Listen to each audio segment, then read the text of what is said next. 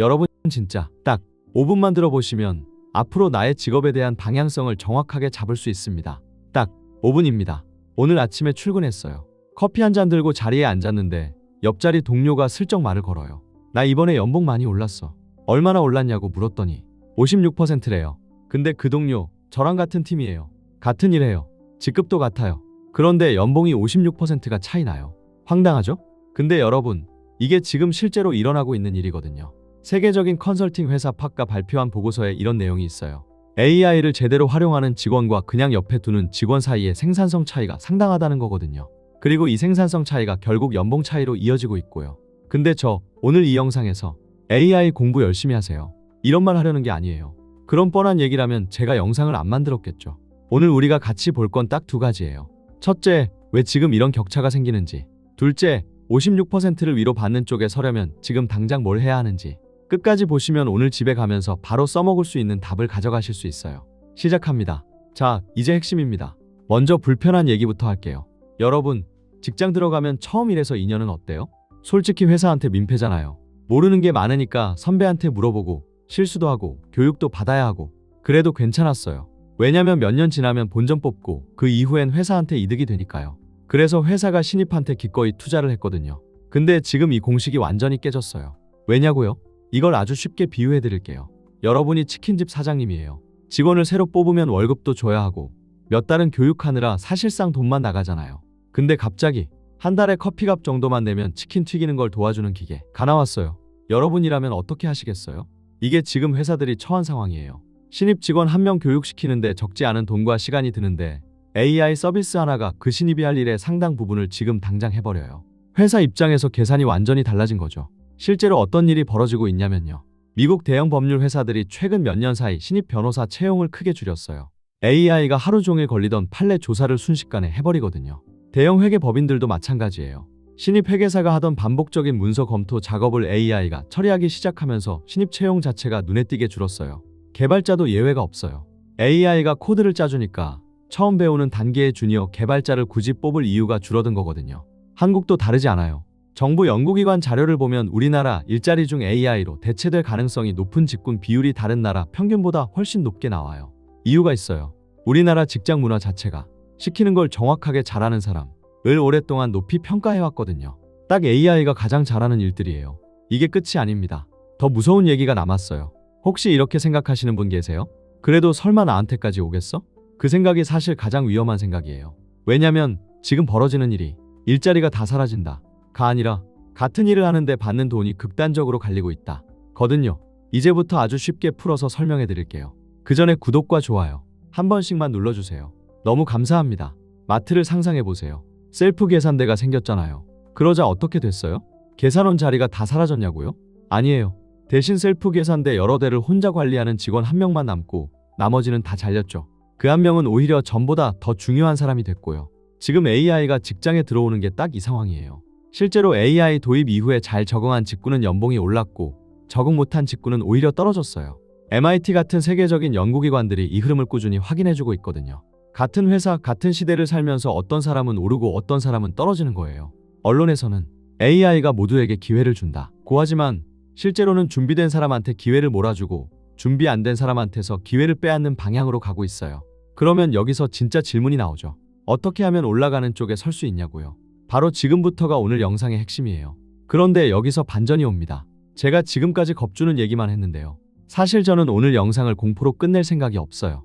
왜냐면 위기가 가장 깊은 곳에서 가장 큰 기회가 동시에 열리고 있거든요. 3가지 역할이 있어요. 지금 이 3가지 역할을 하는 사람들의 몸값이 AI 시대에 오히려 올라가고 있거든요. 어렵지 않아요. 하나씩 같이 보시죠. 첫 번째 역할은 최종 결정하는 사람. 이에요. 이걸 쉽게 비유하면 이래요.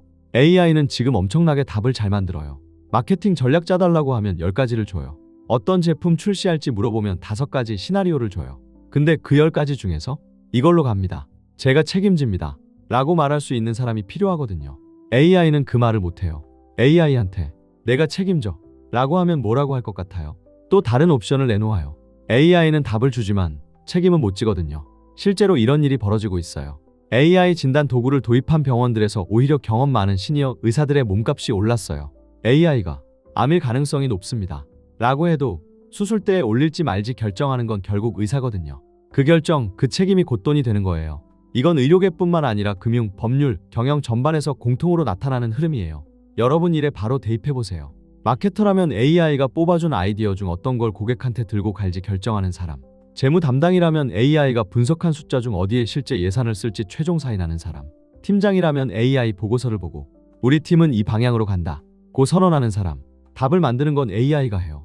하지만 그 답을 선택하고 책임지는 건 사람이거든요. 그리고 기업은 지금 그 사람한테 돈을 더 주기 시작했어요. 지금 당장 해볼 수 있는 것도 드릴게요. 오늘부터 AI 툴로 뭔가를 만들 때 결과물을 받고 나서 딱 한 문장을 써보세요. 나는 이 중에서 이걸 선택한다. 이유는 이것이다. 이게 습관이 되면 여러분은 자연스럽게 최종 결정하는 사람이 돼가는 거예요.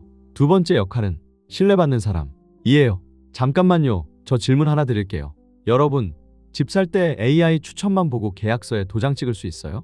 아마 대부분은 그래도 믿을 수 있는 사람한테 한 번 더 확인받고 싶다 는 생각이 드실 거거든요. 이게 바로 오늘 제가 드리려는 얘기의 핵심이에요. AI는 정보를 엄청 잘 줘요. 근데 AI가 절대 못하는 게 있어요. 신뢰를 주는 것.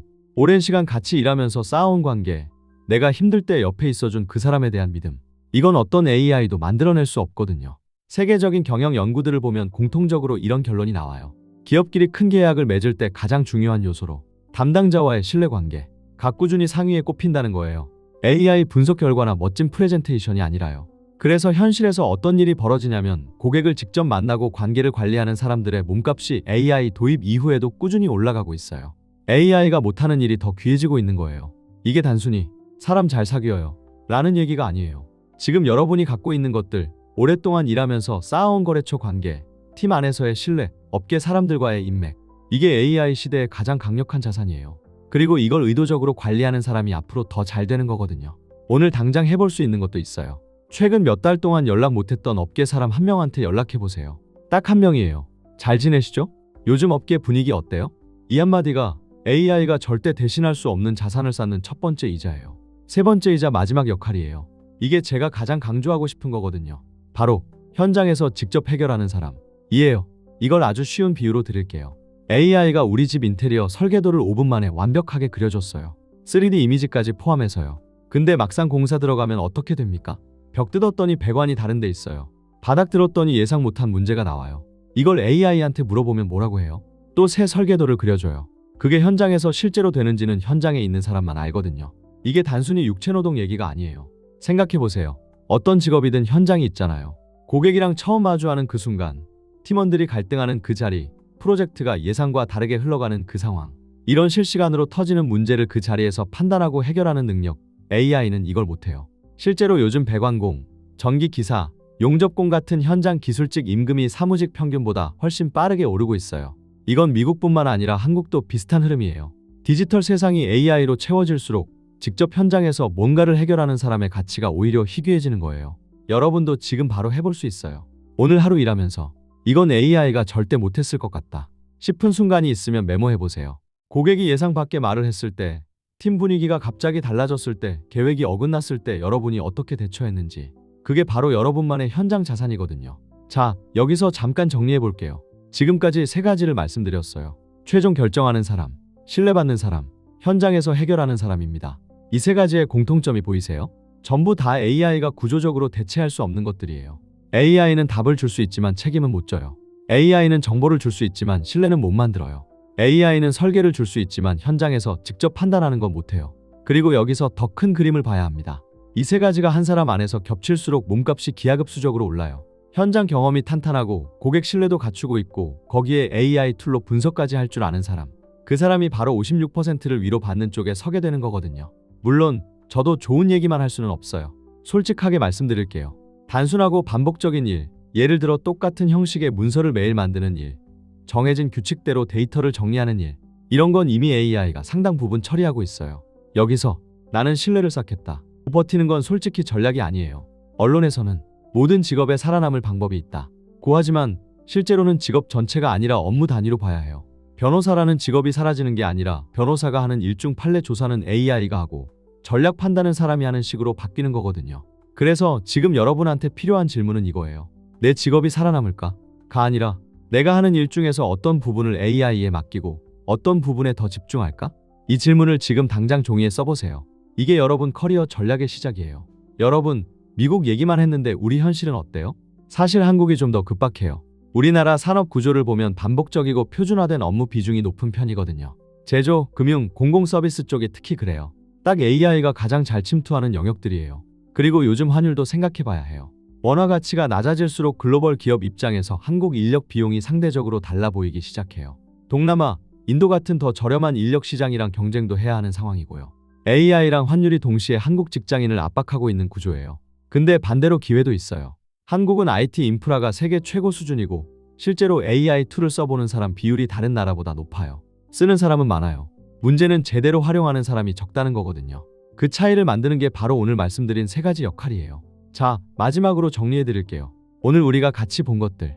AI는 격차를 만들고 있어요. 그리고 그 격차는 AI를 쓰냐 안 쓰냐가 아니라 AI가 못하는 것을 내가 하고 있느냐로 결정돼요. 최종 결정하는 사람, 신뢰받는 사람, 현장에서 해결하는 사람. 이 세 가지 중에서 지금 여러분이 제일 쉽게 시작할 수 있는 게 어떤 건지 오늘 집에 가면서 딱 5분만 생각해 보세요. 그리고 결국 질문은 이겁니다. AI가 내 자리를 뺏을까? 가 아니에요. 나는 AI를 쓰는 사람이 될 것인가? AI한테 쓰이는 사람이 될 것인가? 이게 진짜 질문이거든요. 오늘 당장 딱 하나만 해보세요. 내가 매일 하는 일 중에 AI한테 맡길 수 있는 것 하나를 찾아서 실제로 시켜보는 거예요. 거기서 나온 결과를 보고 내가 뭘 더 잘할 수 있는지 생각해보는 것. 그 작은 시작이 5년 뒤 여러분의 연봉을 바꿀 수 있어요. 마지막으로 여러분한테 여쭤볼게요. 오늘 영상 보시면서 이거 딱 나 얘기다 싶은 부분이 있으셨나요? 아니면 이미 이 방향으로 뭔가를 하고 계신 분 있으세요? 댓글에 남겨주시면 제가 직접 읽을게요. 여러분이 어떤 일 하시고 요즘 어떤 변화를 느끼시는지 같이 얘기하면서 해답을 찾아봤으면 해요. 다음 영상에서는요, 오늘 말씀드린 최종 결정하는 사람, 이 실제로 연봉 협상할 때 어떻게 자기 가치를 증명하는지 실제 사례로 보여드릴 거예요. 이거 진짜 실용적이에요. 놓치지 마세요. 구독이랑 알림 설정 부탁드리고요. 오늘도 끝까지 함께 해주셔서 감사합니다. 오늘도 행복하세요.